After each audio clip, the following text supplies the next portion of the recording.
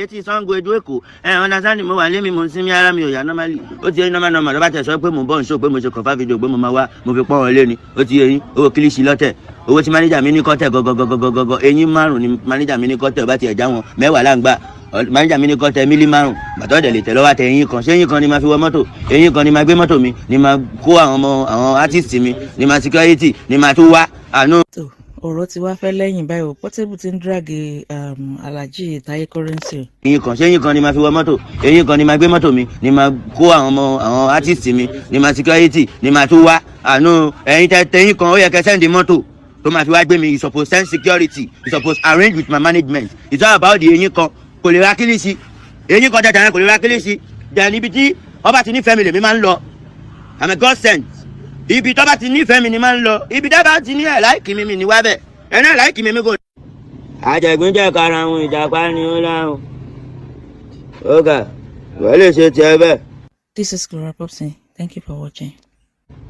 Okay, ṣé báyìí máa ń pè wá sí show nìyẹn ẹ jọ̀ọ́ bá rí pé stars show ẹ pa àwọn tó máa gáàdì star o security àti mọ́tò àti gbogbo ẹ̀ wá jẹ́ jẹ́ pé ẹni kí n sẹ́ndì àṣà bóòtọ́ mo ní máníjà o ẹ̀yin fáǹsì mi mo ní máníjà o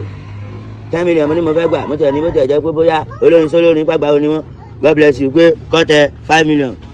pé kọ́tẹ̀ 5 million ó yá náà 1 million lọ́tẹ̀ owó kílíṣì èyí kan lọ́tẹ̀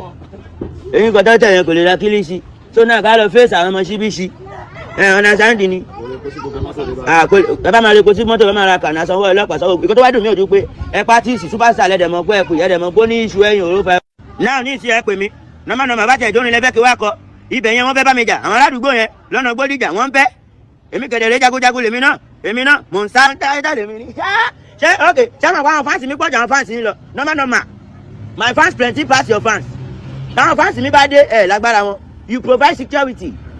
ṣẹ́gbọ́n you provide security for me mọ́tò ṣé mọ́tò mi lèmi lọ́kọ́ mọ́tò ní kí n gbé wá sáàrin àwọn haters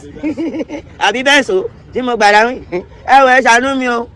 ìjàpá ni ó dáhùn ẹnu pọ̀ ẹ wọ bọ́bá náà bá jẹ lẹ́rìí wọ́n fẹ́ máa fi mí káàṣì kúrú wọ́n fẹ́ fi mí búlò ní wọ́n fẹ́ fi mí trend ní o ọba tẹ̀ wá ń confirm àwọn àparò artist ẹ wà wọ́n tẹ̀ ń pa confirm sẹ́yìn mi ẹ confirm Wizzy ẹ confirm Davido ẹ confirm Olamide kẹ́ ẹ bá ń gbé Skepta sí lẹ́yìn ẹ wá confirm. Mo gbọ́ pé fẹ́ sẹ́ẹ̀tì mi ọ̀pù ẹnu pọ̀ kàkàkẹ́ mílíọ̀n lálẹ́ máa mú ẹnu yín pọ̀ ẹ bá tún wá rí wa ẹ máa rẹ́rìn ni ẹ máa dáwó ẹ wà mọ̀kàn tó ṣẹlẹ̀ ó rẹ́mi ara mi ò yá number 1 ṣùgbọ́n pé ṣíkí ṣe jì lọ́tẹ̀ ìwà tí máníjà mi tí mo máa padà observe àṣé owó tá wà gbà ó wọlé ó pọ̀ owó tó wọlé pọ̀ tó gbà tí máa padà discover pé owó tọ́tẹ̀ àṣé ṣíkí ṣe jì eyín kan lọ́tẹ̀ kí lè eyín kan eyín kò lè ra kílíṣì ẹ jáwọ́ káwọn ọmọ ta fẹ́ wá báyìí síbí pọ̀ jù láàrin wọn àjẹgbíjẹ karahun pipu ṣé ká wà ní àwọn èèyàn ká máa lù mí kọ́ wá pa mí bá ṣe pa Jésù sódà àkọ́sọ mímọ́ lẹ̀ sùkọ́ lẹ́mìí ló kò pa bá ṣe pa Jésù àwọn fáǹsì Jésù náà lọ pa o ẹ wò ó fẹ́ tọ́ mi lọ pa o mi ò yá lọ wọ́n fún mi ní sí kí n ṣe ìdíwọ́ tí ó lè ra kílíṣì wọ́n ní kí wá fi fèsì ogun owó tí ò kó ra kànáà mi Canadian lab ti máa ń fà yẹn lọ́mọ ara golo 3.